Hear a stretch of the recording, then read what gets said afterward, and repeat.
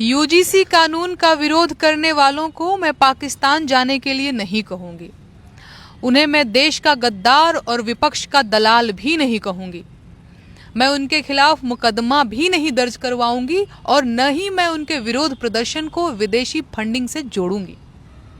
अगर वो नए यूजीसी कानून के लिए सरकार और मोदी जी की आलोचना करेंगे तो मैं उन्हें देशद्रोही भी नहीं कहूंगी।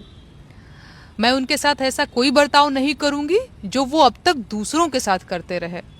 मैं ऐसा क्यों नहीं करूंगी इसकी वजह बाद में जानिएगा। लेकिन कितनी हैरानी की बात है ना कि पिछले 11 सालों में देश के पर्यावरण से लेकर लोकतंत्र तक और इकोनॉमी से लेकर शिक्षा व्यवस्था तक सब कुछ तहस नहस कर दिया गया। बेरोजगारी, महंगाई और भ्रष्टाचार ने इस देश की जनता को तबाह कर दिया। कभी लोग भगदड़ों में कुचले गए तो कभी रेल दुर्घटनाओं में जान गंवाते रहे। लोग कीड़ों की तरह गंदा पानी पीकर मर गए, लेकिन भाजपा के समर्थकों और अंधभक्तों ने चूं तक नहीं की। लोग बीच बाजार पीट पीट कर मार डाले गए, बेटियां रेप करके मार डाली गईं, पूरी की पूरी बस्तियां जमींदोज कर दी गईं। लेकिन मजाल है कि सरकार से किसी ने 4 कायदे के सवाल पूछ लिए हों।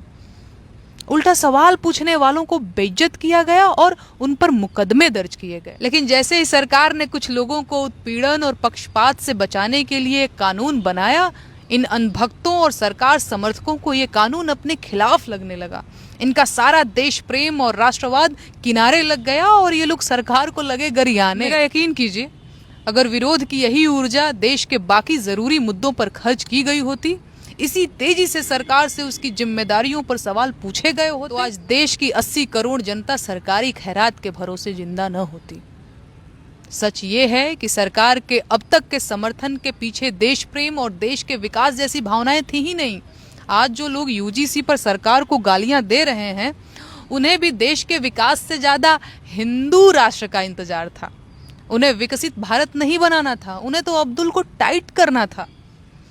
वो भूल गए थे कि ये देश एक लोकतंत्र है और ये संविधान से ही चलेगा।